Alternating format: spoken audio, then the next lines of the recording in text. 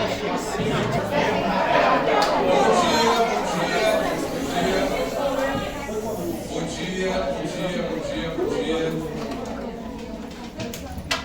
acha que segunda-feira é o melhor dia da semana?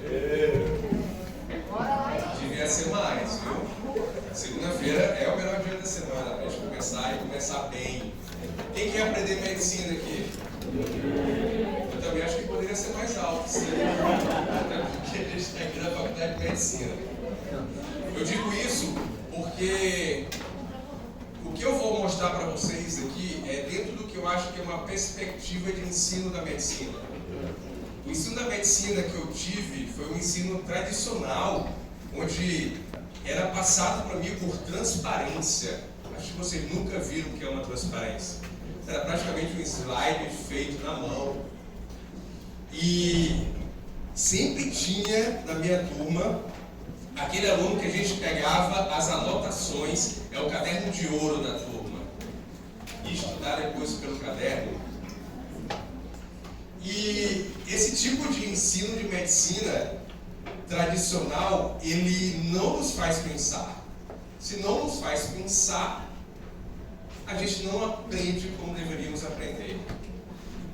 E aí, se a gente entra no decorar, isso tem tempo limite de ficar no teu cérebro. A gente tem que entender, a gente tem que raciocinar aqui a medicina. Por conta disso, entendendo isso, uma das coisas que eu pratico é, eu gosto de fazer perguntas. Eu gosto que vocês perguntem. Não existe pergunta boba. Existe o bobo que não pergunta e vai para casa com a dúvida. Eu não compartilho meus slides, porque se eu compartilhar meus slides, eu estou fazendo o contrário daquilo que eu acho que você deve aprender a medicina. E o meu papel aqui como um facilitador, um professor, é estimular em vocês o interesse por aprender mais da medicina. Quando que vai acabar a faculdade de vocês? Aí que vocês se enganam, porque vocês vão estudar medicina pro resto da vida, quando vocês exercerem. Aqui é apenas uma etapa. A gente não deixa de estudar. A gente está sempre estudando, pode ter certeza. Como vocês já viram aí, me chamo Daniel. Eu vou dar essa aula hoje para vocês e vou voltar aqui, eu acho que é só outubro ou novembro, com outras aulas para vocês. E hoje nós temos 2 aulas nesse horário, que vai ser sobre condições comuns do trato digestivo alto. Pera lá, já surgiu uma pergunta aqui. O que diferencia um trato digestivo alto do baixo? Alguém lembra da anatomia? O ângulo de trás. Então, tudo acima do ângulo de trás, trato digestivo alto. Abaixo, já sabe. Então, nós vamos falar sobre essas 2 condições, começando com o megaesôfago. Eu já passei aí a lista de frequência. Ok? Então, assinem. Quem precisar sair mais cedo, pode sair. Todo mundo aqui já é adulto o suficiente para entender as suas responsabilidades. Não serei eu que vai fazer vocês ficarem até o final de maneira obrigatória, de alguma forma. Ok? Meu papel eu vou exercer de passar com qualidade aquilo que está sendo proposto para a minha função aqui na faculdade. Que ensino aqui desde 2012. 11 anos aqui na Cristo já. Tá? Embora eu pareça até, talvez novinho, usa aparelho, mas já tem uma historinha aí já de vida profissional junto com a medicina. Tá chegando no plantão, tá? Plantão de 24 horas. Onde eu exerço, principalmente minha função profissional, é num hospital bem tranquilo que tem ali no centro da cidade. Já ouviram falar? IJF, Frotão. Pois é lá. E hoje à noite vou estar lá de novo. Mas vamos lá, essa é uma outra história. Vou falar sobre megaesôfago. Turma, eu preciso saber a anatomia, cara. Então eu trouxe aqui pontos importantes para a gente entender sobre a anatomia. Porque se você não sabe anatomia e fisiologia, tu vai decorar manifestação clínica, tu vai decorar doenças. E tu vai ficar sem saber entender direito a coisa. Esse não é o nosso objetivo, você está numa fase de aprendizado. Começando com o seguinte detalhe: o esôfago, ele é um tubo muscular oco de 25 a 30 centímetros. Alguém já pegou uma endoscopia para ver um laudo? Alguém já pegou aqui? Alguém lembra? Cara, já peguei uma endoscopia. E aí na endoscopia fala que tinha uma lesão a 18 centímetros da arcada dentária superior, ou então que a junção do esôfago com o estômago estava a cerca de 40 centímetros da arcada superior. Isso são limites que mostram em que parte do esôfago nós temos aquela condição, sabendo que o esôfago ele tem de 25 a 30 centímetros. E ele começa justamente ao nível da sexta vértebra cervical, lá na cricoide, cartilagem cricóide. Vamos lembrar da cartilagem cricóide? Já tiveram aula de via aérea? Já. Então, lá na aula de via aérea, vocês viram sobre uma manobra chamada de Selick, não viram? Viram ou não lembram? Manobra de Selick. O que é a manobra de Selick? Então vamos lá. Se eu vou entubar um doente na emergência, esse paciente, ele vem em jejum, rapaz, eu saio de casa, acho que alguma coisa vai acontecer comigo, eu vou ficar em jejum, porque se eu precisar ser entubado, meu estômago vai estar vazio. É assim que acontece? Não. Ele vai com o estômago cheio. E a manobra de Selick é uma técnica utilizada durante a laringoscopia para intubação, que pode ser considerada, não entenda que deve ser feito, onde localiza-se a cricoide e aperta a cricoide. Qual é o objetivo aqui? É o quê? Tentar fechar o quê? O esôfago, para tentar reduzir o risco de quê? De broncoaspiração. Turma, a gente aprende de medicina conectando as coisas, fazendo sinapses e não decorando. Tem que entender o porquê das coisas. Então, começa lá o esôfago, na cricoide, e ele entra lá no abdômen, passando pela cárdia, que é uma abertura do diafragma, a nível da T11. Então, eu vou ter esôfago faringo-esofágico, lá na faringe. Eu vou ter o esôfago cervical. Eu vou ter um esôfago torácico. E ainda tenho um esôfago no abdômen. Então, essas são as localizações anatômicas do esôfago. E a gente vai conectar isso no transcorrer da aula e entender alguns pontos importantes. Assim como entender que o esôfago ele está lá no mediastino posterior. Lá no mediastino posterior. Isso aqui vai ser muito mais importante. E aqui eu antecipo, quando a gente for lá em novembro falar sobre câncer esofágico, que é muito agressivo, por sinal. E o que é que está do lado do esôfago ali? Que chama a atenção? É o quê? A aorta. Dá para ir um câncer de esôfago? Não, eu vou tirar uma parte da aorta aqui, para fazer essa retirada do câncer de esôfago. Isso aí é complicadíssimo. Aumenta a mortalidade, é um câncer avançado. Então, a posição anatômica vai dizer muito. Por exemplo, outra questão de anatomia. O esôfago, lá no pescoço, ele está mais à esquerda da gente. Então, uma pessoa que de repente, que às vezes é raro, mas acontece frequentemente, tem aquela história, é raro, mas acontece muito, engoliu a prótese dentária, e a prótese dentária ficou impactada no esôfago cervical. Por que lado o cirurgião vai operar o esôfago? Pela esquerda ou pela direita? Pela esquerda. Agora, ao invés de ter sido a próstata dentária, ele comeu um peixe. E essa espinha de peixe perfurou o esôfago torácico proximal. E o esôfago torácico proximal, ele é mais à direita. Então a abordagem cirúrgica vai ser por toracotomia direita. E o esôfago distal, ele é mais à esquerda de novo. Então ele começou a fazer um S, né? E a abordagem é à esquerda.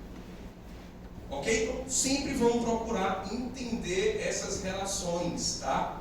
E aí, ó, outro detalhe bem importante. 3 pontos de constrições esofágicas. O primeiro já começa no esôfago. Esfíncter cricofaríngeo. Lá no esfíncter esofagiano superior, no cricofaríngeo. Qual que deve ser a função aqui? Exemplo, estou dando aula, tem a ver com o que eu estou dando aula. Qual é a função? O que é que a fala, se não fosse isso aí, o que é que poderia fazer a fala? Eu falar aqui 47 minutos. Você nunca ouviu falar aquela coisa depois da cirurgia? Não conversa não, porque vai ficar com o estômago, a barriga cheia de ar, de gases, né? Já ouviu falar sobre isso? Eu estou falando aqui 47 minutos, eu não estou conseguindo nem almoçar, estou cheio de gás aqui no estômago. Então o cricofaríngeo, ele impede também que haja o quê? Entrada de ar para o esôfago, consequentemente passando para o estômago.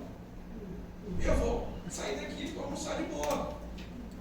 Então esse é um estreitamento lá. Tem um outro estreitamento lá na bifurcação da traqueia, que é chamado de quê mesmo? Carina. E aí tem um outro estreitamento que vai ser lá no hiato diafragmático, na transição entre o esôfago torácico para o esôfago abdominal. Tem outro detalhe muito importante. A gente... Quem come rápido aqui? Vai.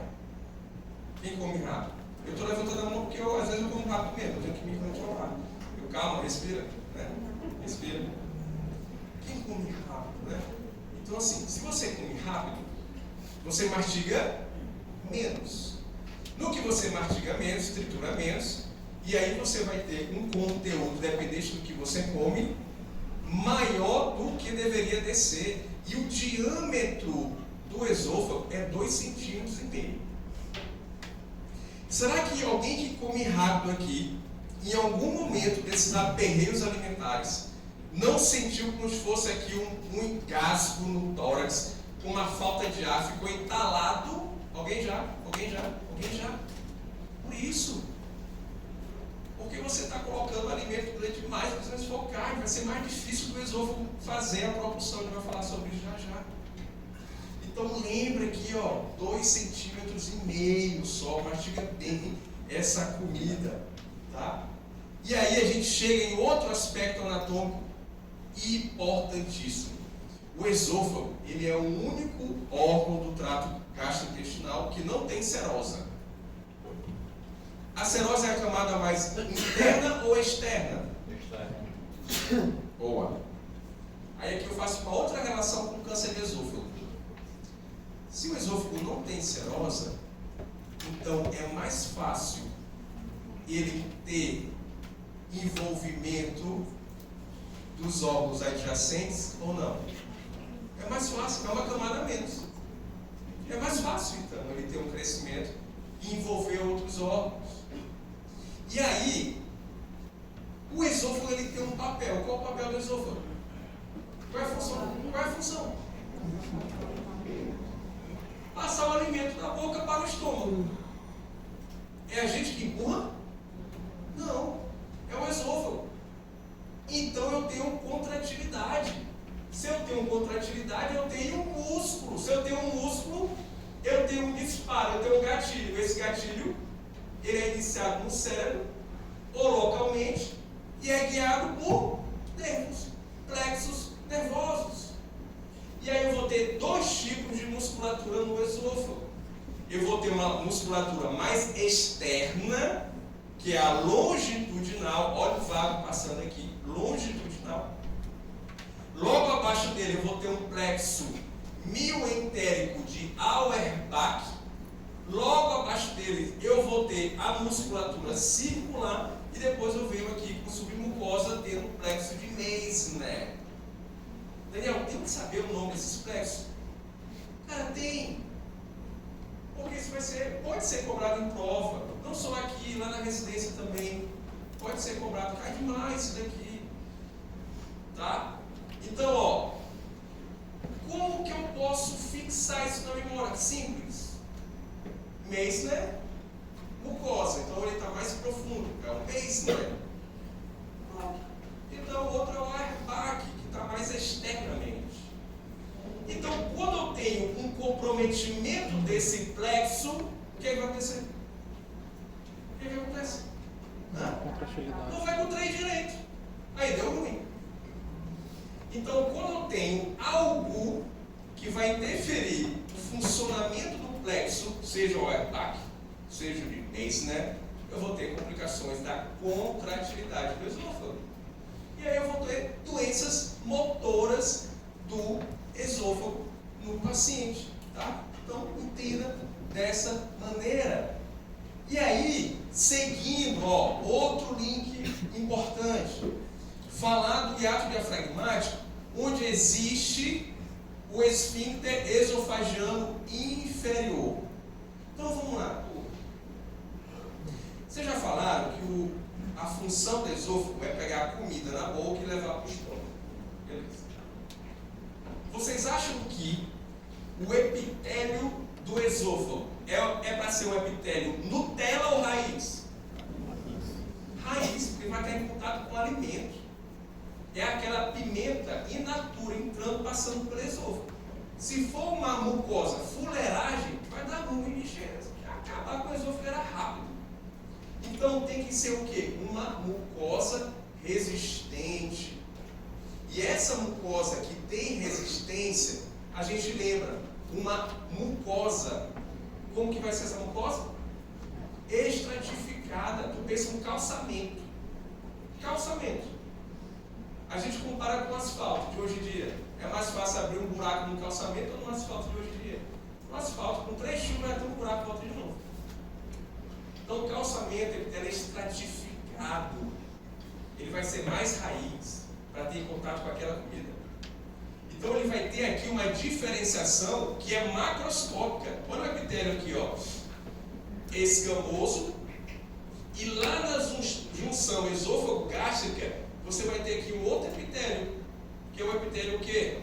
Cilíndrico, glandular, do estômago. O esôfago, ele secreta alguma coisa? Tem alguma glândula no esôfago? Tem não. Glândula, secreção vai ter onde? Lá no estômago. Então essa diferenciação, ela pode ser o quê? Macroscópica. E esse esfíncter esofagiano inferior, ele é um ponto crucial. Por quê? Que essencialmente qual é a função dele? Qual é? É o quê? Qual é a função? Impedir o quê? Refluxo. Que tenha um retorno do conteúdo gástrico para dentro do esôfago. Eu já falava mais sobre isso no transcorrer das nossas aulas. Ó, aspectos fisiológicos. Tudo bem até aqui? Aspectos fisiológicos. Transporte de alimentos, vocês já falaram, é a função primária. Prevenir o refluxo pelo esfíncter esofagiano inferior é a secundária. Proteção da entrada de ar, já falamos sobre isso. E um ponto aqui importantíssimo, que é entender sobre a peristalse. Então vamos lá. Existem 3 tipos de peristalse no esôfago. A primeira é a primária. A primária começa quando? Quando você já, daqui a pouco, começar a pensar no almoço. Aí começa, rapaz, a minha barriga está roncando aqui de fome. A tua boca começa a salivar. Porque você já está estimulando o quê? A alimentação. Então, a deglutição né? Aqui, a peristalse primária, ela é a fisiológica. Boa. Peristalse progressiva. Quando você deglute, já mostra que o esôfago, os músculos aqui já vão entrar em ação para fazer a contratividade. Essa é a peristalse primária. A peristalse secundária, ela ajuda a primária. E ela vai ser estimulada pela presença do alimento no esôfago, pela distensão do esôfago, pela irritação provocada pelo tipo de alimento que você comeu. Comeu um hambúrguer com molho especial.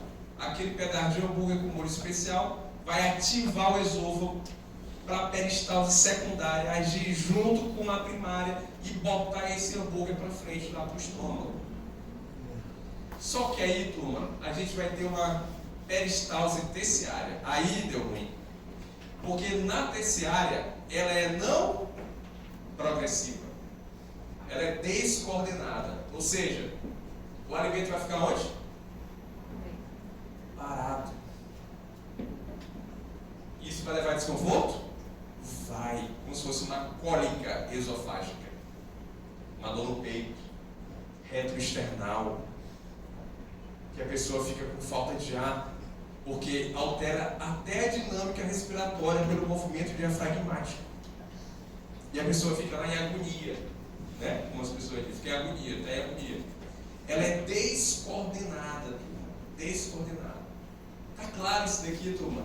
Entender isso daqui? Show. E aí, focando no esfíncter esofagiano inferior, coisas que abrem o esfíncter e coisas que fecham o esfíncter. Tá lá, álcool.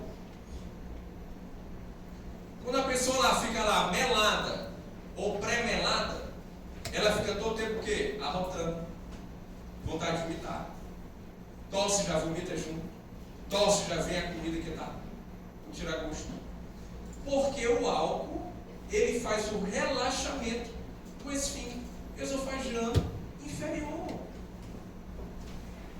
Nicotina, cigarro. Aí já tem os dois principais fatores de risco para câncer de esôfago. Quando juntam um com o outro, piora ainda mais. Álcool e etanol. E cigarro. A maioria das pessoas no mundo morrem pela boca. É o que, tá tudo bem por aí, acontecer? Não? As pessoas morrem pela boca. É o que ela fuma, é o que ela bebe e o que ela come. A maioria das doenças, principal causa de morte no mundo, qual é? Principal causa de morte no mundo, qual é? Doença cardiovascular. Abre um parênteses, quais são? Infarto e AVC. Vamos lá. Bebida, fator de risco para infarto. Cigarro é fator de risco para infarto, coisa que bota na boca. Fator de risco para AVC é coisa que bota na boca. Coisa que bota na boca. Segunda causa de morte, qual é? Do mundo, qual é? Qual é? É nada, é neoplasia, é câncer. Aí você pega lá câncer de pulmão, cigarro. Você pega lá câncer de intestino, é o que você come. Câncer de estômago, está relacionado com também o que você come. Aí vem a terceira causa, né? Que essencialmente entra ali e fica entre doenças respiratórias e as causas externas, que é o trauma.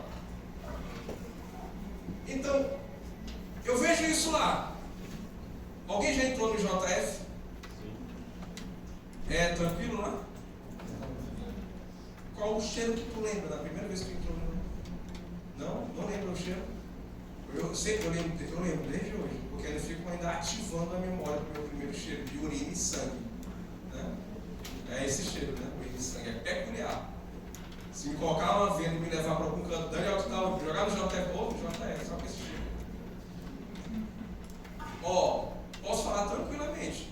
Se não fosse moto e álcool, 80% lá não tinha. Ok? É o que leva. Então vamos lá. Chocolate, alimentos gordurosos,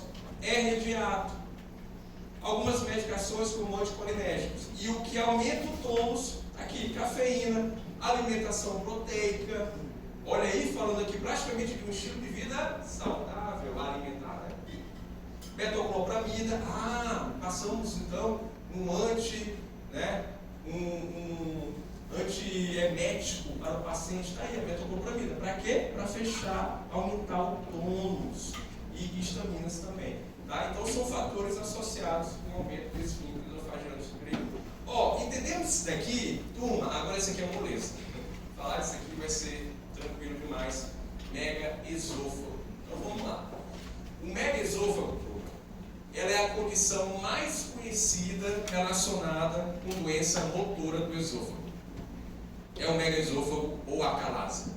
Ok? É a mais conhecida. 90% adquirida. Doença de Chagas. Então estamos falando de uma doença o quê? Tropical. Brasil tem alta incidência? Tem.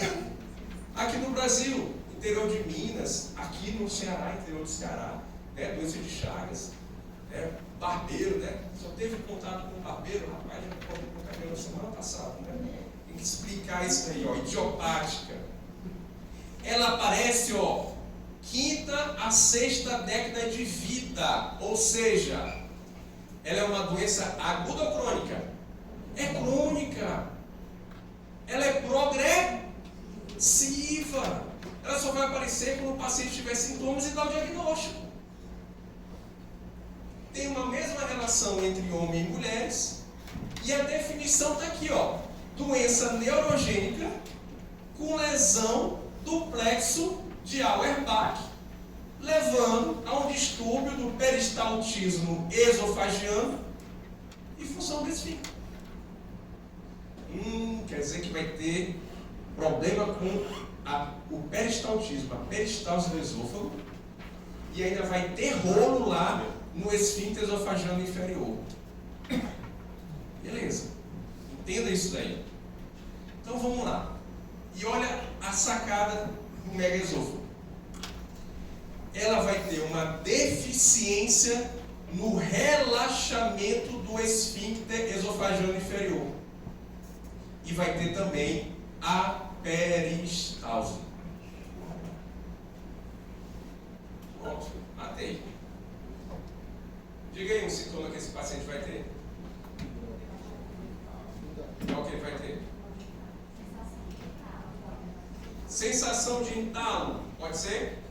Sim ou não? Se o doente tem deficiência no relaxamento do esfíncter esofagiano inferior, ele não relaxa. Ei, macho, relaxa aí, vou passar. Não relaxa. Então pode ser que ele tenha a sensação de entalo. Ok, pode.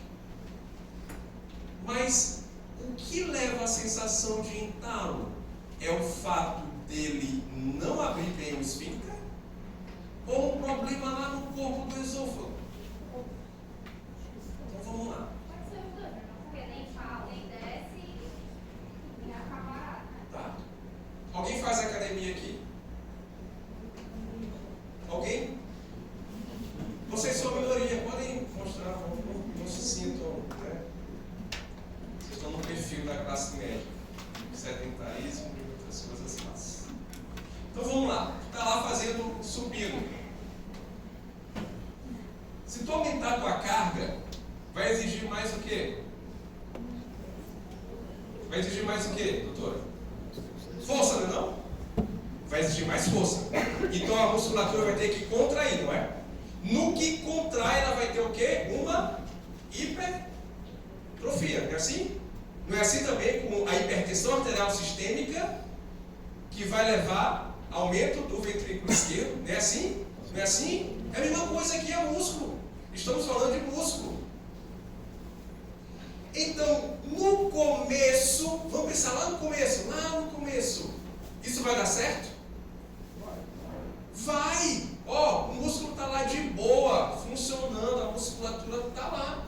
Opa, o esfíncter não está colaborando, vou fazer maior força, contratilidade para vencer a resistência e passar o alimento. No começo é assim. Então, ele pode ter essa sensação de entalo, ele pode ter também ali um desconforto torácico.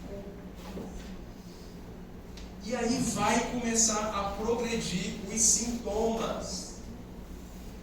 E o principal sintoma, e eu vou falar mais a respeito, que o doente vai, quando você pergunta, qual é o seu problema? O que é que o senhor está sentindo? Ele vai responder isso aqui, ó. Doutor, perdi o quê? Peso. Perdi peso. Vamos entender esse processo.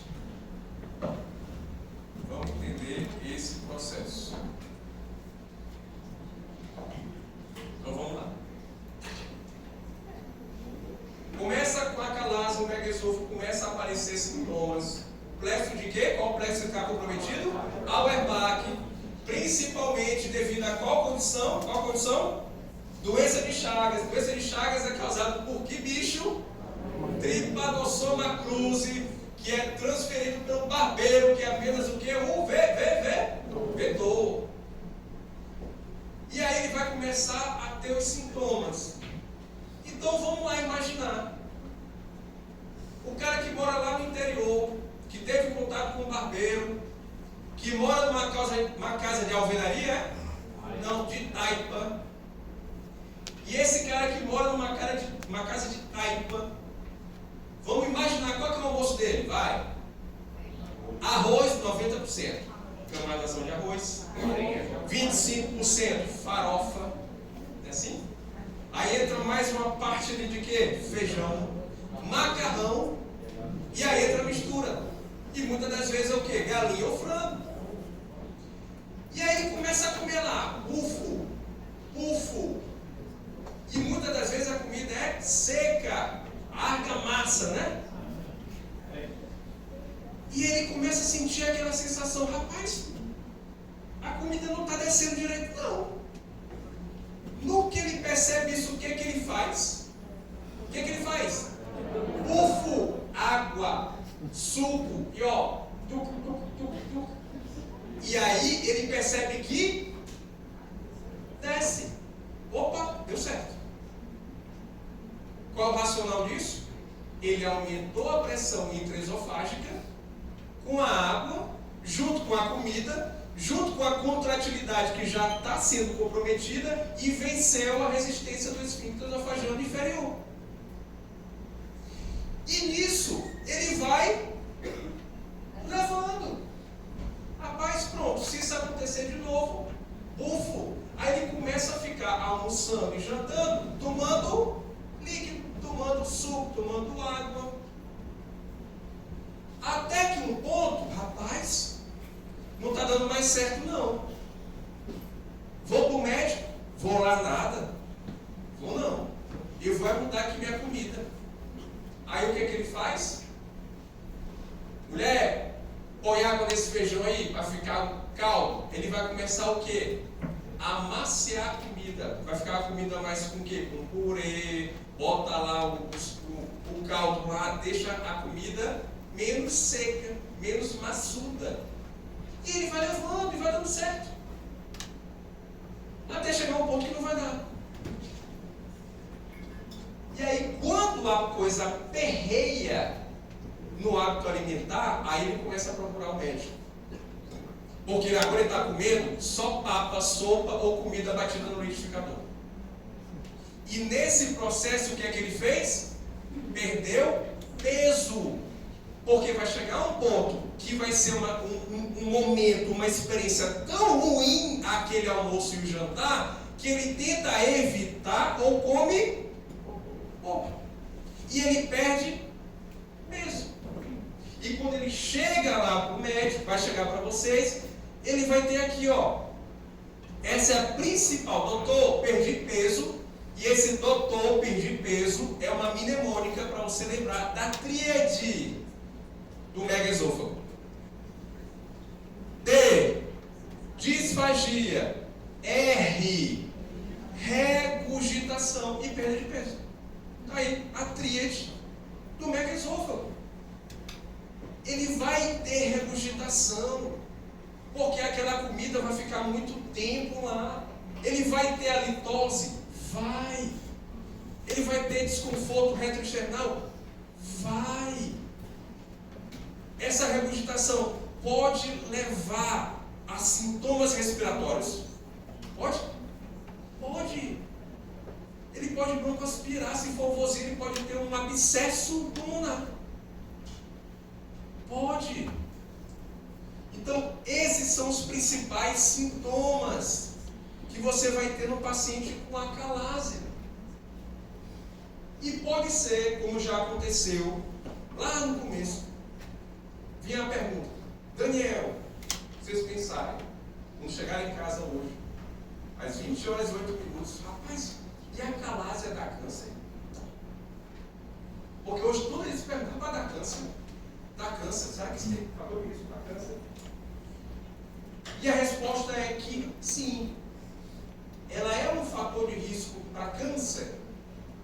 Em 20 anos, 8% de chance de câncer de esôfago.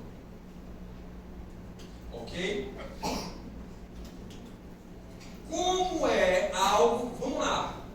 Aí agora vamos aplicar isso. Daniel, será que eu tenho que fazer um segmento? Não, isso é contraditório. Por quê? Qual a idade que é dado o diagnóstico? 50, 60, idoso. Então, muitas das vezes, esse paciente nem vai chegar a estar vivo para desenvolver um câncer. Mas tem que ser pensado na possibilidade. Dúvidas até aqui? O câncer sempre dá acalásia? Não. O câncer, aí seria um câncer onde? Lá na junção esofagocástica, um câncer de cárdia. Aí ele pode dar sintomas semelhantes, mas vai ter características importantes no processo. Como, por exemplo, será que ele vai ter, um doente que tem um câncer de cárdia, vai ter sintomas há 10 anos? Vai nada. Vai ter bem mais precoce.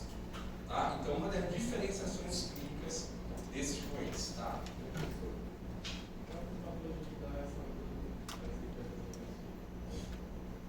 Vai ser justamente porque o esfíncter ele tem um tônus de fechamento e um tônus de relaxamento. Então ele tem uma perda do tônus de relaxamento. Quando ele perde esse tônus de relaxamento, ele fica mais constrito. E isso é provocado pela perda do plexo de Auerbach, pelo trypanosoma plus, que vai acabando lá com o plexo. E aí faz essa desregulação. E aí ele fica mais contingente ali. Tá? É a perda do tônus de relaxamento. Vamos lá. Diagnóstico. Dentro do processo diagnóstico, já coloca a primeira coisa aqui, endoscopia. Endoscopia, hoje em dia, você vai na esquina fazendo endoscopia, né? Você não precisa nem ter um pedido médico para fazer endoscopia. Você pode chegar lá, ó, eu vim aqui fazer endoscopia. Como é que é? É R$120, fica 12 horas de jejum, volta amanhã, volta, pronto, você faz. Qualquer pessoa pode fazer endoscopia. Paciente hoje, né, com o Dr. Google, já chega, doutor, eu já li tudo sobre o que eu estou sentindo, sobre o que eu tenho, quero fazer logo a endoscopia. É assim. E a inteligência artificial cada vez mais vai comprometer a medicina e vai comprometer o quê? O mal médico. Diga aí uma especialidade que vai acabar daqui a uns anos pela inteligência artificial. Radiologia, comprometido. Já está comprometido porque tem o Uber de radiologia, o cara fica em casa, fica só recebendo as imagens de tudo que é canto do país, ganha lá seus 20 pontos para cada diagnóstico e vai cada diagnóstico. Mas só que daqui a pouco, até ele vai ser esquecido, porque a inteligência artificial vai conseguir ter um banco de imagens muito maior do que a capacidade mental dele de ter visto e dar o diagnóstico mais preciso em poucos minutos. Da mesma forma que ele pode comprometer outra especialidade, patologista. Patologista também. Não é para ver uma imagem? Ele vai reconhecer o padrão daquela imagem e pronto. Vai dar um diagnóstico histológico bem mais preciso. É isso. Então hoje nós temos a inteligência artificial avançada. Eu sou de uma época que eu vivi uma transição de geração, né, que possivelmente talvez muitos de vocês não pegaram, né? Por exemplo, assistir um filme, meu amigo era para ir na locadora, só tinha 10 filmes lançamento. Você tinha que correr para poder alugar. E quando assistir, ainda tem que rebobinar. Se for rebobinar, ainda paga a taxa adicional. Tempo da fita, né? Para voltar a fita. Aí depois da fita, CD, depois pendrive. E agora está tudo dentro do celular. E agora a gente está vivendo a inteligência artificial com tudo. Muito mais rápido. Ó, vamos pensar. O que é que a gente vai ver na endoscopia? O que é que a gente vai ver na endoscopia do paciente com acanase? Ele foi lá, ficou 12 horas de jejum, fez a endoscopia. O que é que a endoscopia a gente vai encontrar? Resto alimentar, não deu certo 12 horas de jejum, vai ter resto de alimento aí.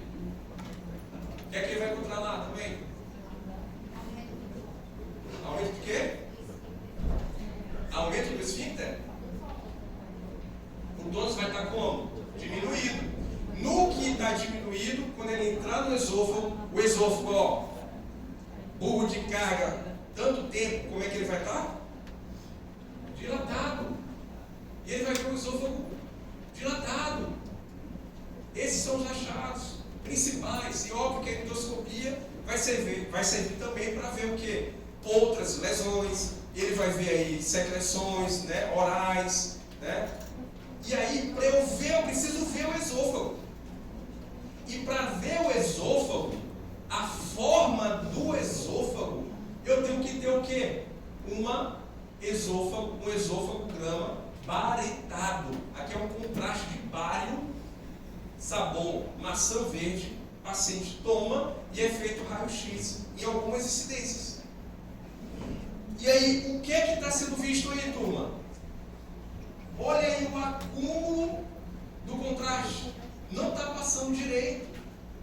E aqui tem esse estreitamento, que é o formato aqui do quê? Do bico de pássaro e o esôfago dilatado. Então isso mostra esse afilamento, mostrando e reforçando o diagnóstico de megaesôfago e acalásia. Mas turma, deixa eu perguntar para ti. É a endoscopia ou o esôfago-grama padrão ouro no diagnóstico de uma lesão muscular, de uma doença muscular? É padrão ouro aqui? Não, qual vai ser o padrão ouro? Eu tenho que avaliar, estudar o quê? O músculo que vai me dizer como que vai estar o nervo. Então o padrão ouro vai ser o quê? Uma manometria. Padrão ouro. Padrão ouro. Embora isso aqui já esteja me mostrando fortemente. Está aqui outra imagem. Mas é a manometria que vai ser o padrão ouro. E aqui, olha o que é que acontece, turma. O que é que aconteceu aqui? Me fala, o que vocês estão vendo nessa imagem aí? Vai. O que vocês estão vendo nessa imagem? A, B, C, D. O que vocês estão vendo aí? Movimento. Nessa sequência. Aumento do quê? Da dilatação. E quando aumenta a dilatação, o que é que acontece com o eixo do esôfago? O que é que acontece? Ele fica o quê? Ele fica o quê? Ele começa a ficar o quê? Tortuoso. Ele perde o seu eixo. Porque ele está ficando o quê? Flácido. A musculatura, ó, já esticou muito. A hipertrofia começa a falir.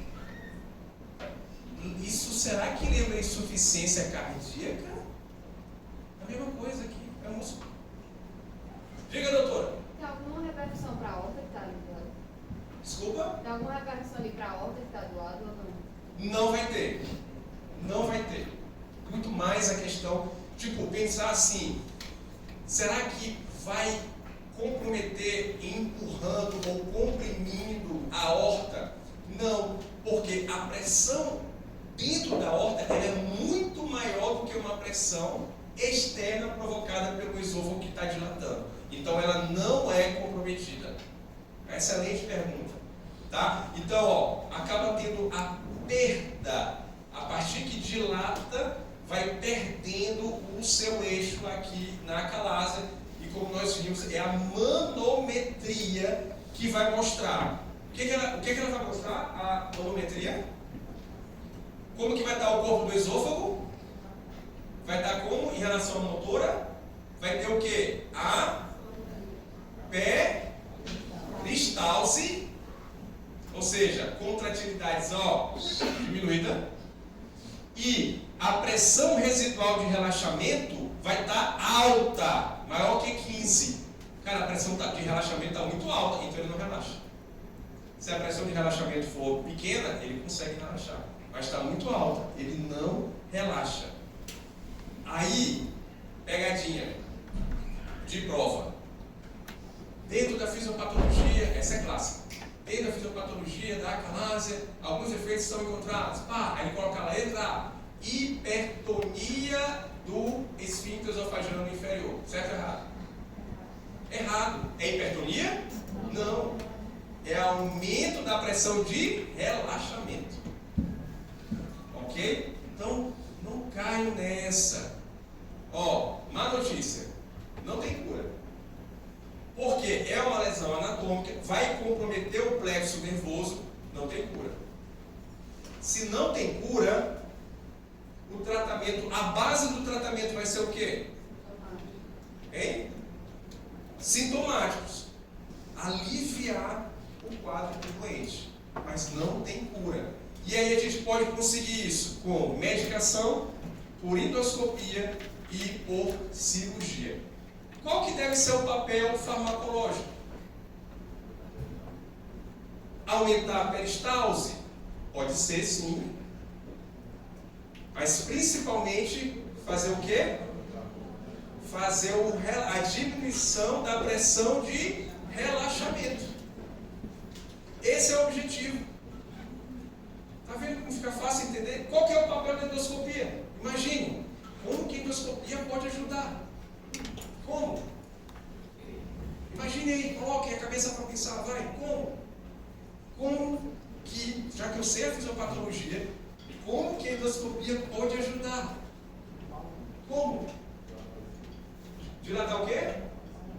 Dilatar o esfíncter. Faz sentido? Ir lá com um balão, meu amigo, vou dilatar esse esfíncter. E dilatar o esfíncter. É isso. E a cirurgia? Seria o quê? O que seria a cirurgia? Fazer o quê? Vamos lá. O que está envolvendo o esfíncter? Falei no começo lá. O que está? Não. O que está? Diminuição, aumento, desculpa, da pressão de relaxamento. Quem faz essa pressão? Quais músculos do esôfago? Longitudinal e circular. Então qual é o tratamento? Cirúrgico. Ir lá e abrir o músculo. Abrir o músculo. Essa é a base do tratamento cirúrgico. Vamos ver se é verdade mesmo? Farmacológico, está aqui. Nifedipina, bloqueador de canal de cálcio, para dar para esse paciente. Porque essas medicações, elas ajudam o relaxamento do esfíncter esofagiano inferior. Mas óbvio, turma, é uma doença já anatômica. Como eu falei para vocês, não tem cura. Isso vai aliviar. Se só vai aliviar, isso aqui vai ter um tempo limitado de efeito. Vai chegar um tempo que, doutor, não está servindo mais não. Existe uma terapêutica com a toxina botulínica?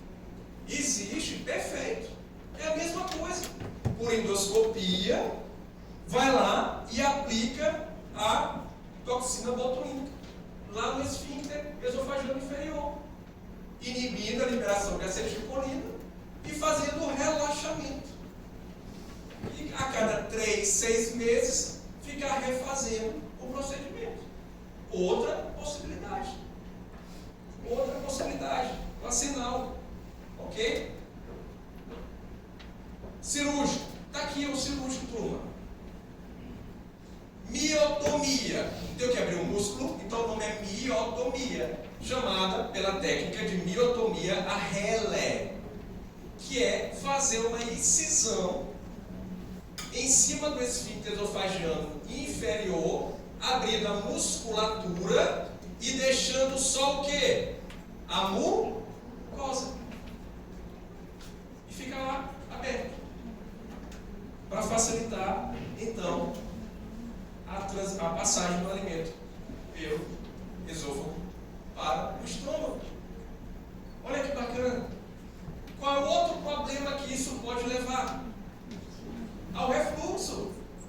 Porque meio que escancarou. E aí, na cirurgia, pode ser considerado fazer uma válvula anti-refluxo. Isso aqui é contraditório. Tipo, vai depender para cada doente, tem equipe que faz, tem equipe que não faz, é customizado para cada doente. O que você tem que entender é o tratamento cirúrgico, cardioveotomia, Arrele, como opção. Pode, ou com certeza. E se perfurar, que é uma das complicações, por isso que antes de finalizar a cirurgia, é feito o teste no borracheiro. Coloca soro, pede para o anestesista com uma sonda nasoesofágica começar com uma seringa de 60 e injetar o quê? Ar. Se borbulhar, está furado. Localizou onde está o furo e dá um ponto em X. Pronto. Aí faz o teste de novo. Essa é a complicação maior, digamos, tecnicamente. E aí nós temos a endoscopia, além da aplicação da toxina botulínica, uma técnica mais avançada, digamos, e menos invasiva, que é o quê? Ir com o endoscópio, fazer um acesso submucoso e por trás da submucosa, ó, ir lá no esfíncter esofagiano inferior e voltar seccionando o músculo, ó. Aí sai o endoscópio, onde ele entrou, ele bota um clipe e fecha. Pronto. É a mesma cardiomiotomia da cirurgia aberta ou com videolaparoscopia, só que feita por endoscopia. Não tem a cirurgia bariátrica endoscópica, que faz o grampeamento da grande curvatura, deixando ali 30 a 50 ml de estômago, por endoscopia? Hoje a endoscopia ela cresceu muito em relação a procedimentos. E aqui também essa técnica ela é colocada como uma possibilidade para esses pacientes. E por fim, quando que a gente propõe uma esofagectomia? Entendeu? Quando que vou ter que retirar o esôfago? Primeiro, esofagectomia. Você acha que é uma cirurgia de médio ou grande porte? Grande porte. Alta morbimortalidade. É praticamente uma doença benigna aqui, porque 20 anos, 8%. Então, para você decidir por uma esofagectomia nesse paciente, olha, tem que realmente ser muito criterioso. Exemplo, o paciente tem um esôfago tortuoso, mega esôfago mesmo, tortuoso. Aí você vai tentar toxina botulínica, tu vai tentar fazer um Arrele, seja por endoscopia, seja por cirurgia, e o paciente não responde, ele não está tolerando mais. Aí, ó, conversa com o paciente, risco-benefício, e faz. Que é o esôfago sigmoide também, que já é bem mais tortuoso, ó, falha de mais de uma miotomia, estenose de refluxo sem possibilidade de dilatação, ou seja, praticamente quando você tem uma situação intratável ali e sem resposta à terapia, então você faz essa condição da esofagectomia. Aí você já lembra que o diagnóstico geralmente é no paciente que já é idoso. Idoso ele já leva um pacote de morbidades, hipertenso diabético, para fazer uma cirurgia dessa. Então isso tem que ser individualizado para cada paciente. Beleza? Tranquilo? Vamos agora para a doença do refluxo, que é o outro lado da moeda. O outro lado da moeda. Vamos lá.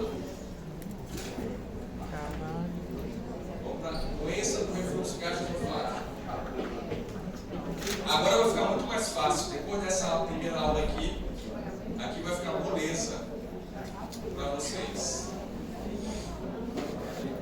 Segunda-feira, está todo mundo com gás, né, turma? Meu horário pela coordenação é até 12h20, mas estou terminando muito antes disso. Então vamos lá. Ó, doença do refluxo gastroesofágico, ok? Então, vamos lá com o conceito. Eu trouxe aqui o conceito porque é importante já entender esse conceito. Afecção crônica, daí já tira. O paciente vai várias semanas, tendo sintomas, meses. Né? Doutor, amanheci com refluxo. Não. Decorrente do refluxo retrógrado, de parte do conteúdo, e pega essa, ó. Gastro, duodeno, pancreático. Não é só do estômago não, papai. É do estômago e do duodeno também. Só que a maioria, 90%, vai ser do estômago.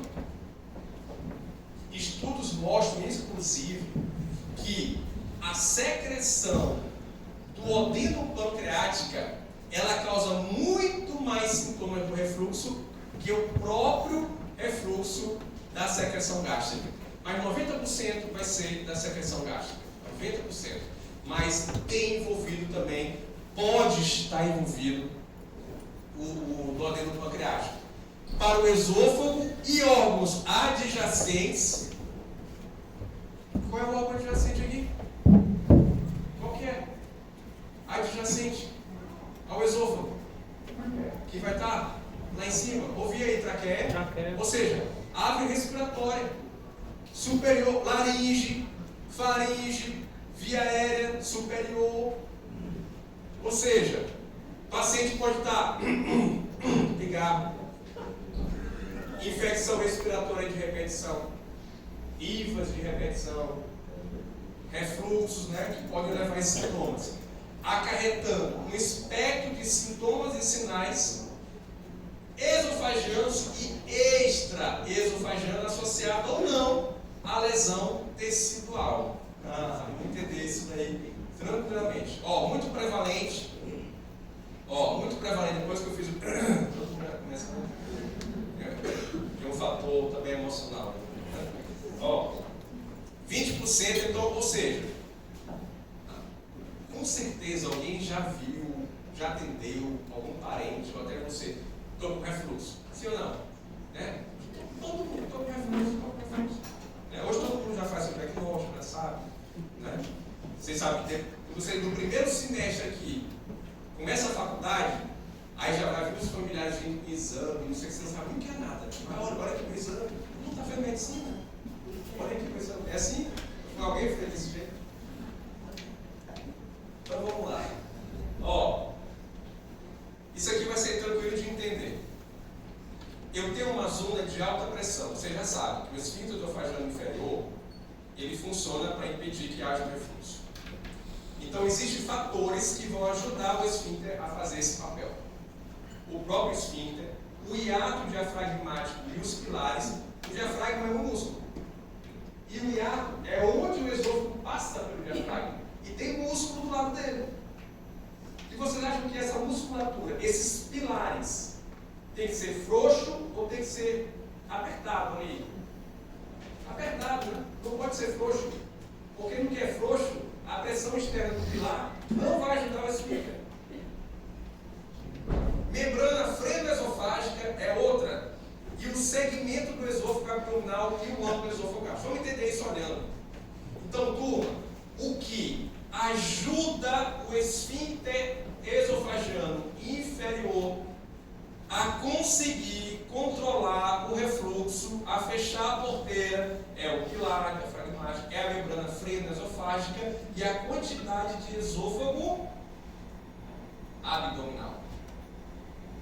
Porque se eu tenho esôfago abdominal bem pouquinho, boa parte do esôfago está aqui dentro, ou pode ser que a transição esteja aqui dentro, que eu já até antecipo aqui. Turma, qual é o nome da condição onde uma estrutura anatômica ela não está no lugar anatômico dela? Hérnia. Hérnia. E aí aqui eu vou ter uma hérnia, se isso acontecer, uma hérnia de hiato. Por Porque a junção esofogástrica, ao invés de estar aqui, está aqui. Aí deu ruim. Porque a pressão aqui no tórax está como? Como que é a pressão dentro do tórax? A dinâmica respiratória é como? Ela é o quê? É assim? Negativa e positiva, não é assim? Então, ela vai ter pressão negativa que vai abrir o quê? O esfíncter. Então, beleza, Daniel. Quer dizer que se eu tiver anatomicamente um comprometimento de algum desses fatores, eu vou estar, então, propiciando a doença do refluxo gastroesofágico? Sim. Anatomicamente, sim. Então, esse é a área complexa de entendimento, tá? Isso aqui existe até livro só discutindo isso daqui, acreditem. Mais de 500 páginas. Só falando disso aqui. Só falando disso, tá? E aí, complementando o que eu disse, hérnia hiatal. A hérnia hiatal é justamente a saída da transição esôfago-gástrica do abdômen passando pelo hiato. Tem 3 tipos. A mais comum é deslizamento. Que, entenda assim, deslizamento. A transição esôfago-gástrica desliza pelo hiato. Porque o hiato está o quê? Aberto. E ele entra para dentro do tórax. Deslizamento, tipo 1. Tipo 2, rolamento. E tipo 3, quando tem as duas do mesmo jeito. Olha como é que é tipo de rolamento. Ó. O que aconteceu aqui? O que é que entrou junto com o esôfago? O que é que passou junto com o esôfago pelo hiato? O estômago. O fundo do estômago passou junto lá. Rolou. Ele rolou por dentro do hiato. O fundo do estômago. O estômago é enorme, turma.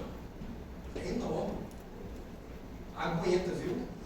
É um reservatório grande, tá? E é tipo 3, mista, tipo 1 e 2, juntas. E isso facilita o refluxo. Não que seja uma condição necessária. O paciente pode ter refluxo sem ter hérnia de hiato. Ok? Só para a gente contextualizar. Mas ele pode ter refluxo sem ter hérnia de hiato. E aí, turma, nós temos a seguinte condição. Se eu já sei que o problema vai ser o conteúdo do estômago ou do duodeno chegando no esôfago, isso não era para acontecer, vai começar a ter sintomas. O epitélio do esôfago é adaptado para receber esse tipo de conteúdo? Olha, de jeito nenhum. Então eu vou ter que ter uma balança de fatores protetores e fatores agressores. Quando o peso está maior no fator agressor, eu vou ter sintomas. Então vamos lá. Fator agressivo, ácido clorídrico, pepsina, bile e suco duodenal. Ou seja, conteúdo ácido voltando para o esôfago e causando sintomas. Defensivo, o esfíncter funcionando adequadamente e um evento chamado clareamento esofágico. Vamos lá entender esse clareamento esofágico. Turma, todos nós, durante o dia, em algum momento, nós temos algum tipo de refluxo esôfago-gástrico. O fato de a gente não ter sintomas está relacionado também com a capacidade de eliminar, mandar de volta esse refluxo. Isso é chamado de clareamento esofágico. Reconhecer que tem refluxo, opa, o que é que o esôfago vai fazer? Qual é a peristalse que vai ser despertada? Primária, secundária ou terciária? Secundária. Lembra? Presença, né, de um irritante local, aí ele vai. É uma defesa natural do organismo. Outra é a resistência da mucosa. Por isso que ninguém é igual a todo mundo. Mulher comia ali um copo de café com tapioca. Estou com uma azia violenta aqui. Como eu comi foi 2 tapioca, mais 2 copos de café, não estou sentindo nada. É a resistência da mucosa que vai definir a sua resistência da mucosa, o tempo de exposição aos agressores. Então a resistência fala a favor de ter sintomas mais precoce ou mais tardio. Por isso que você não pode se enganar. Ah, fulano de tal vive na cachaça, não sei o que, vida louca, não sente nada. Eu nem bebo e sinto um negócio ruim, não sou. Calma, vai chegar o momento dele. É a resistência. Não tem como não ser diferente, turma. Professor, o que caracteriza a peristalse Desse área, ela vai ser anômala. Ela contrai sem fazer propulsão do alimento. Como se fosse uma convulsão. Como se fosse, por exemplo, uma fibrilação ventricular e uma parada cardíaca. O coração contrai, mas ele não gera bombeamento para fazer o volume sistólico, o débito cardíaco. Então ele tem a contratilidade, mas a comida fica lá. Desce por gravidade apenas. Não funciona direito. Tá? Serve para a gente identificar o problema, mas funcional, não. Isso ser patológico. Né? E aí acontece isso lá no paciente que tem distúrbio motor, como por exemplo na acalásia, que tem a peristalse do corpo esofágico. Né? E aí, esses são os fatores defensivos aqui. E aí, turma, olha só, sintomas: pirose e regurgitação são os mais frequentes. Pirose e regurgitação. Então, você está lá na prática médica, paciente, doutor, eu estou sentindo uma azia, a comida volta, doença do refluxo. Está lá na prova, paciente, ele bota um caso clínico enorme, hein? Pirose e regurgitação. Aí, opa, beleza. Dica-chave. Possivelmente isso é uma doença do refluxo. Caracterizado, então, o paciente ter esses sintomas. Dor torácica. Dor torácica aqui, para onde que vai o paciente no SUS? Fortaleza. Hospital Messejana. Porque quando alguém tem uma dor no peito, qual é a primeira coisa que ela pensa? Infarto. Muitos dos eletros que chegam lá e da avaliação cardiológica inicial não é infarto. Aí manda para o gastro. Aí quando vai ver, é o quê? Doença do refluxo, que deve ser investigado e que deve ser descartado, causando dor torácica. Causa também, sintomas pós-prandiais do noturno. Por que pós-prandial? Por quê? Estômago cheio. Refrigerante, tem o quê? Gás. Vai distender ainda mais o estômago. Facilita que tem o quê? O refluxo. Faz sentido isso, turma? Por isso, pós-prandial. Paciente com sintomas de tosse, bronquite, rouquidão, laringite, halitose, aftas. Então, esses são sintomas o quê? Esofagianos. E se o doente tem regurgitação, tem uma pergunta importante na anamnese. Se o doente que tu está atendendo, ele fala, doutora, rapaz, a comida volta. Mas como que é que volta? Volta a comida do jeito que tu engoliu? Aí ele fala, doutor, a salsicha eu comi, veio do mesmo jeito. O que é que você vai pensar? O que é que você pensa? Voltou a salsicha do mesmo jeito. Só amassado, mastigado com a bala, né? Frustrei a tentativa de alguém almoçar salsicha. O que é que eu vou pensar? Vamos lá. Será que essa comida chegou no estômago? Possivelmente não. Ela não sofreu o processo de digestão inicial. Então parece ter algum fator obstrutivo a nível de esôfago. Pode ser acalásia ou pode ser um câncer de esôfago. Se é um alimento digerido, então parece que ele passou pela digestão esofagástrica e deve estar vindo do estômago. Então penso em refluxo gastroesofágico principalmente. Ou uma estenose duodenal. Então essa é uma pergunta importante na investigação, tá? Do paciente com esses sintomas, tá? E a gente seguindo aqui, reforçando, regurgitação e pirose, pode ter a dor abdominal, a tosse, né? Olhou a tosse aqui, já está tossindo refluxo. Então, disfagia pode ter, mas esse aqui são principais, regurgitação e pirose, todos os outros sintomas gastrointestinais, né, o paciente pode ter, ok? Então, isso aqui é só um fluxograma, sintomas esofágicos e extraesofagianos que podem ter esses pacientes. Diagnóstico aqui, turma, ó, no slide eu botei o diagnóstico aqui, bem tranquilo. Primeiro, sintomas típicos, quais são? Pirose e regurgitação. Mais melhora terapêutica, eu vou já falar sobre isso depois. Mas o diagnóstico aqui, ó, endoscopia, pH-metria, padrão ouro. Por que é padrão ouro? Os sintomas da doença do refluxo, né, provocado pelo conteúdo ácido, então vai ser a pH-metria para ver a acidez, que vai ser o padrão ouro para o diagnóstico.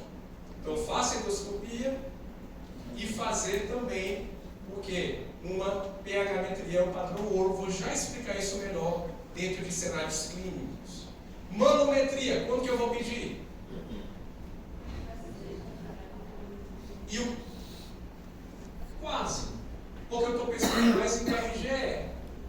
Mas quando que eu peço uma manometria? Quando o paciente diz que sente o quê? Episódio de disfagia.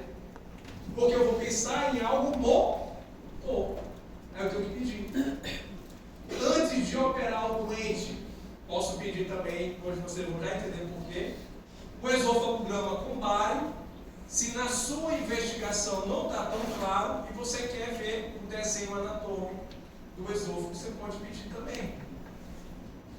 Mas vamos lá, vou explicar isso daqui quando a gente for falar sobre tratamento. Vou explicar aquele primeiro ponto lá sobre melhora clínica. Endoscopia vai avaliar a presença de complicações. Qual a principal complicação da doença do refluxo? Não. Esofagite. Esofagite. Que imagina? O esôfago entrando em contato, a sua glucose estratificada com o conteúdo ácido do estômago. O que é que vai causar a lesão que? Na mucosa do esôfago. Então eu vou ter um processo inflamatório instalado. Eu vou ter uma esofagite. Pergunta: é obrigatório ter esofagite para dar o diagnóstico de doença do refluxo? Não. Não, porque eu posso ter lesão tecidual ou não. Então, se o paciente ele tem queixas clínicas de doença do refluxo, você faz uma endoscopia e não mostra esofagite, isso não descarta a doença do refluxo. Daniel, quando que eu vou fazer endoscopia? Porque hoje todo mundo quer fazer endoscopia logo. Quando que eu não peço endoscopia? Via de regra, né? Quando é um paciente abaixo de 50 anos, sem sintomas ou sinais de alerta. Ou seja, ele não tem disfagia, ele não teve uma hemorragia digestiva, ele não fez nenhum tratamento anterior, ele chega lá no consultório, lá no posto de saúde, para você atender, você percebe que ele tem sintomas clássicos, é abaixo de 50 anos, não tem sinais de alerta, pois vamos fazer o seguinte, vamos fazer aqui uma prova terapêutica. Qual que vai ser a medicação que você vai escolher? O IBP. Por quê? Ele vai reduzir o quê? A acidez gástrica e, consequentemente, os sintomas do refluxo. Aí você vai passar o IBP para ele, vai avaliar ele depois com 2 meses, aí ele vai voltar para ti. Doutor, doutora, estou bem. Ó, você nota 10, me curou. Trouxe aqui uma galinha peluda para o senhor. Ou seja, isso foi um diagnóstico que? Terapêutico. Agora, se é um paciente mais de 50 anos, se é um paciente que já vem tomando medicação, que é o mais comum, Porque ele mesmo começa a se tratar. Quando não deu certo por ele mesmo, aí ele pergunta para o colega. Aí começa a fazer o tratamento do colega. Não deu certo o tratamento do colega, aí ele vai para o médico. É assim? Até as propagandas de medicação já induz isso. Se os sintomas persistirem, procure o médico, deve ser procurado. Ou seja, ó, quando tiver tudo errado, tu vai para o médico. Já ensina o povo errado. Então, para esse doente, sinais de alerta, mais de 50 anos, já veio de tratamento anterior, tu já vai pedir endoscopia de cara. Porque tu quer encontrar complicações. Porque o IBP acaba tendo uma excelente resposta. Entre IBP e os antihistamínicos, qual que é o melhor? Inibidor H2, desculpa. Qual que é o melhor? IBP, e muito. Tá? E muito. É IBP. Então, quando você faz a endoscopia, você quer ver complicação, esofagite é a principal, úlcera, esôfago de Barrett. Já ouviram falar disso aqui, né? O esôfago de Barrett. Beleza, vamos falar mais sobre o esôfago de Barrett rapidinho aqui. O que é o esôfago de Barrett? É uma metaplasia de que tipo? Intestinal.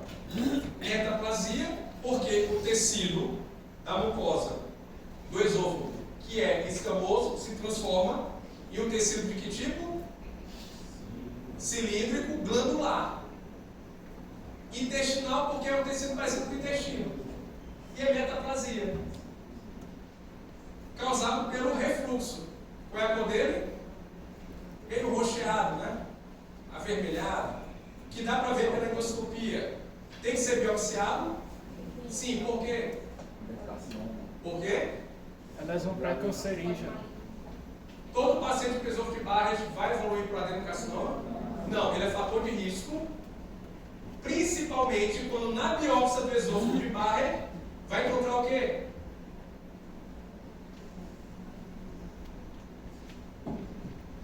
Vai encontrar o quê? Quando a metaplasia ela já encontra lá no gatilho, início de um processo carcinogênico, que é uma displasia. E a displasia de baixo grau e a displasia de alto grau. Displasia de alto grau, turma. Câncer, pode vir. Está batendo a porta do câncer. Displasia de alto grau. Então, quando tem esôfago de Barrett, vou ter que acompanhar esse doente. Se ele não tem displasia, eu vou acompanhar fazendo endoscopia de 3 a 5 anos. E arrochando no tratamento medicamentoso e mudança do hábito alimentar, estilo de vida. Se ele tem displasia de baixo grau, eu já começo a me preocupar. O que é que eu posso tentar fazer? Displasia de baixo grau. Posso querer tirar ele da jogada, fazendo uma ablação por endoscopia. Vai lá com um tradutor de alta frequência e tira aquela mucosa. Só que a ablação não tem toda esquina. Mas vou ali fazer uma ablação, como tem a endoscopia. Aí, como não é tão acessível, na displasia de baixo grau, IBP reforçado e otimizado com o estilo de vida sempre, e um acompanhamento mais curto, tipo a cada 6 meses. Displasia de alto grau, o que é que faz? Aí, esofagectomia. Então, esse é mais ou menos o caminho resumido do Barrett. Não avalie a intensidade do refluxo, nem a composição do conteúdo, lógico, que vem ser a alveometria. E o grau da lesão da mucosa esofágica. Esse é o papel da endoscopia. E aí tem a classificação de Savary-Miller. Indica eritema, esofagite, né? Inflamação. Úlcera, e a coisa já está pior. A inflamação já deu ruim. Ulcerou a mucosa. Ulceração convergente e aí estenose. Por que vai ter estenose? Lembra qual é o diâmetro do esôfago? Qual que é o diâmetro do esôfago? 2,5 centímetros, tudo é pequeno. Aí você tem a mucosa anterior inflamada, a mucosa posterior inflamada, a mucosa lateral inflamada. Inflamação, cicatrização, fibrose. Inflamação, cicatrização, fibrose. Aí, isso de estenosar. De estenose. E quando, só para lembrar aqui, falando do Barrett, tá? Qual o tipo de câncer que o Barrett vai levar? Carcinoma ou adenocarcinoma? O adenocarcinoma. Ok? Beleza. Muito bem. pH-metria. Ó, pH-metria. Quando? pH-metria, uma das indicações clássicas. O paciente tem tudo de refluxo. Você fez uma endoscopia, havendo indicação, e não tem esofagite. Começa a tratar, trata, ainda tem alguns sintomas que não tem recuperação plena. Vamos fazer uma pH-metria de 24 horas? Vai ficar lá com os transdutores de medição do pH e o paciente vai andar para o formulário. Toda vez que ele tem um sintoma, ele vai ter que anotar. Toda vez que ele comeu alguma coisa, ele vai ter que anotar. E depois ele vai ter um relatório se aquilo ali tem uma relação ou se tem ou não a presença de um refluxo ácido. Se o paciente não passou por pH-metria normal, aí você considera que é uma condição funcional. Vai ver o clareamento esofágico dele já é suficiente para ter sintomas, porque a resistência esofágica dele é baixa e ele tem sintomas. É funcional. Aí você tenta ajustar isso de acordo com o que o doente pode ter também. Então a indicação clássica aqui seria essa. E a pH-metria é constante, como nós falamos, porque ele vai fazer a avaliação do pH. Manometria você já sabe, discutimos quando tiver alguma queixa motora. Aí o cara está procurando ele, está tendo sintoma. Passa uma poloterapia para ele, aí depois eu faço o quê? Nesse sentido aí de pH-metria ou Pronto, ele respondeu? Se ele não tiver respondido, né? Se ele não tiver respondido, tu vai fazer endoscopia inicialmente. Tá? E aí depois você vai decidir pela pH-metria. Então, se a tua endoscopia deu sem esofagite, aí você não, vamos fazer a pH-metria para reforçar o diagnóstico e a gente poder potencializar o teu tratamento. Então você já pode decidir nesse cenário.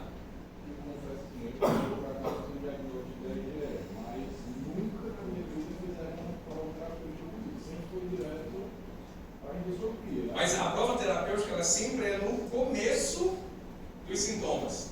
Em pacientes jovens, principalmente aqueles que não tiveram um tratamento realizado. Então a prova terapêutica vem no começo. Tá? Naquele primeiro contato. Ok?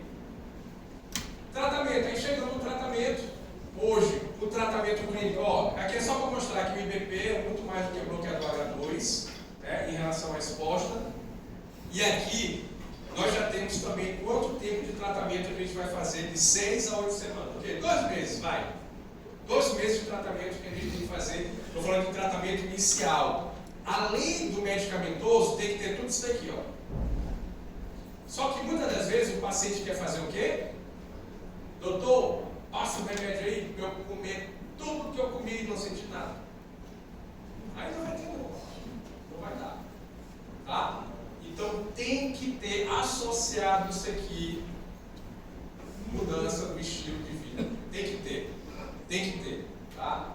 Isso é fundamental.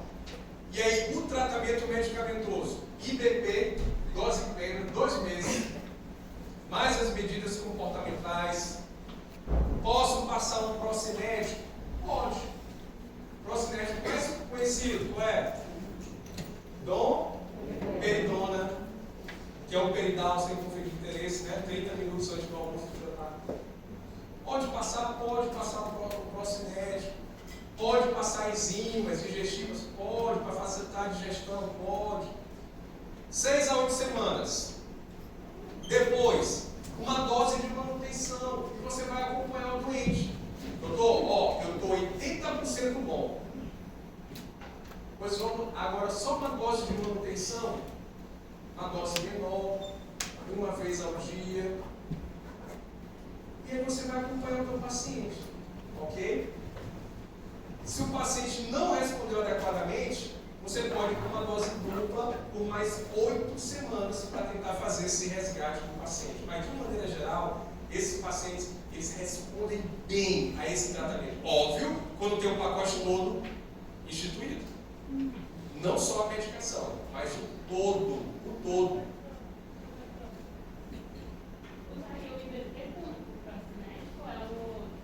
O procinético, ele seria um complementar, não obrigatório.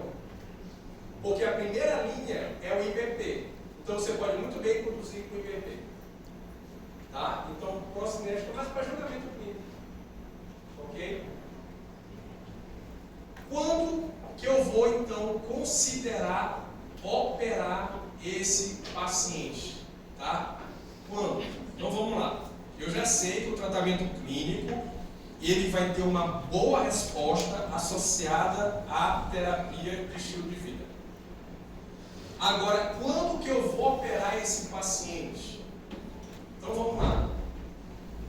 Qual seria uma cirurgia para esse doente? Qual seria a cirurgia para ele? O problema está onde? Está lá no esfíncter. E o esfíncter também é o que com porteira aberta, né? Então eu vou ter que fazer o quê? Eu tenho que acochar esse esfíncter. E a gente acocha isso fazendo o quê? Uma válvula. E essa válvula a gente usa o próprio fundo do estômago. Vou mostrar aqui. Quando que eu vou fazer o tratamento cirúrgico? Quando eu tiver uma lesão esofágica grave, digamos, ele tem úlceras. Aí eu vou ter que ser mais caro, vou ter que fazer a cirurgia para ele. Já tem úlceras.